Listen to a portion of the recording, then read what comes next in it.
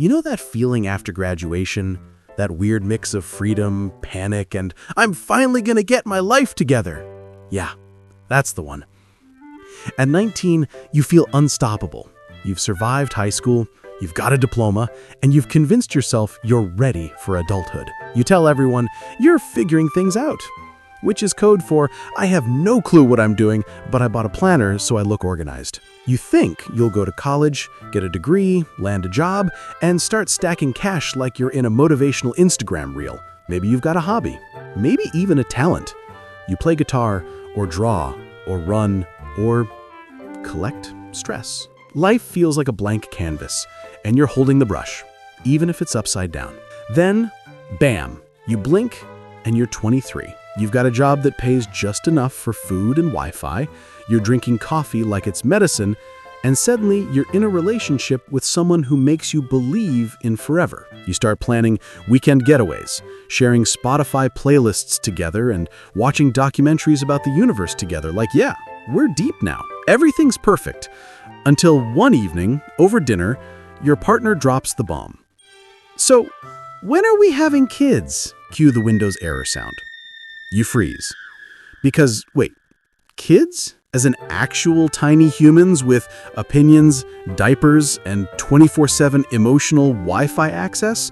You still forget to water your plants. But biology is undefeated. For many women, that question comes naturally. It's how we're wired. And for men, well, we often think, sure, someday, without realizing someday has an expiration date. So, lovebirds start planning. They talk about baby names, nursery colors, and who'll change diapers at 3 a.m. Spoiler, nobody volunteers. Then one day, boom, baby arrives. And that's when reality walks in wearing muddy boots. The romantic late-night talks turn into late-night feedings. The let's binge Netflix energy becomes let's binge sleep. You find yourself negotiating with a 6-month-old like it's the Geneva Convention. Please sleep. Just 20 minutes. I'll give you my soul. No one warns you that babies are adorable chaos goblins, powered by milk and existential screams. You thought parenthood was hard work. Turns out, it's a full-time lifestyle. And here's the plot twist.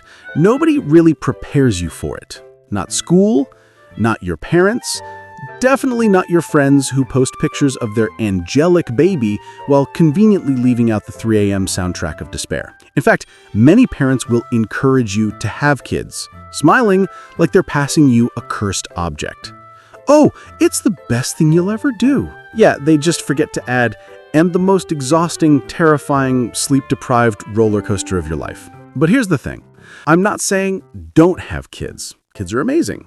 They're also sticky, loud, unpredictable little mirrors that reflect every emotional crack you've got. I'm just saying, maybe understand what you're signing up for. Because in a lot of places, especially where tradition, religion, or social pressure still dominate, people don't really choose to have kids. They just do, like it's step 3 on the life checklist. 1, grow up. 2, get married. 3, reproduce immediately or risk bringing shame to the entire family tree. I've seen it. People doing what's expected without realizing how much pressure it puts on them, especially women. Some feel trapped.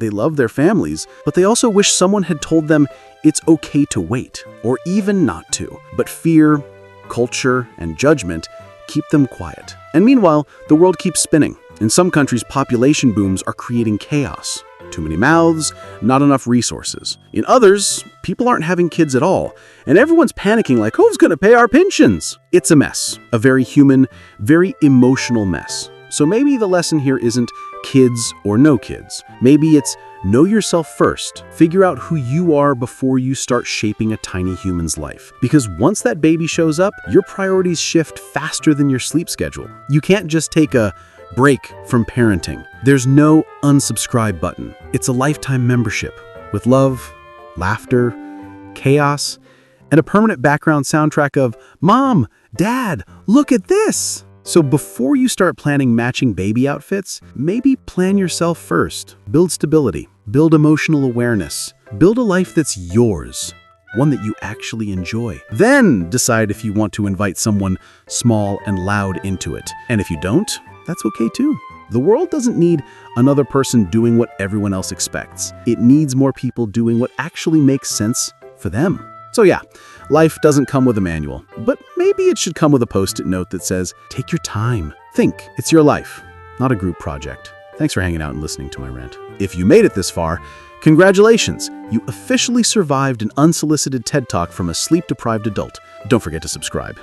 Because apparently, that's the one life decision that actually helps both of us.